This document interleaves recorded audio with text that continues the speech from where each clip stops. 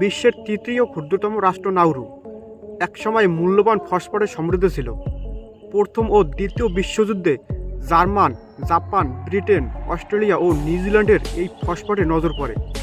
1968 সালে স্বাধীনতা লাভের পর পশ্চিমা বিশ্বের কাছে ফসফেট বিক্রি করতে থাকে নাউরু। সরকারের হাতে আসতে থাকে বিপুল পরিমাণের অর্থ। 1975 সালে 7,000 জনগণের দেশ নাউরু সরকারি ব্যাংকে জমা হয় $25 বিলিয়ন। তখন নাউরুর জনগণের মাথাপিছু আয় এত বেশি ছিল যে তাদের সামনে একমাত্র ধনী রাষ্ট্র ছিল কুয়েত।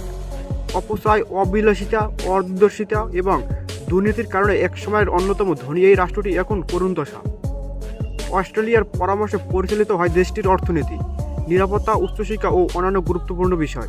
দেশটির শিক্ষার্থীদের উচ্চশিক্ষা ও পড়াশোনার জন্য অস্ট্রেলিয়া সরকার বৃত্তি প্রদান করে। নাউরু নিয়ে 7টি মজার তথ্য। 1.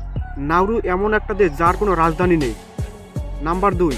অস্ট্রেলিয়ান ডলারই নাউরির মুদ্রা। নাম্বার 3.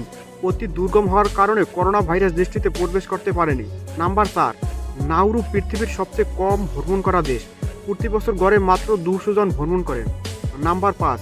নাউরুতে রেলপথের দৈর্ঘ্য মোট 5 কিলোমিটার। নাম্বার 6. নাউরুর কোনো সামরিক বাহিনী নেই। নাম্বার 7. প্রায় 70% নাগরিক স্থূলতায় আক্রান্ত। ভিডিওটা ভালো লাগলে একটি লাইক করে দিবেন। ভিডিওটি শেষ পর্যন্ত দেখার জন্য অসংখ্য ধন্যবাদ।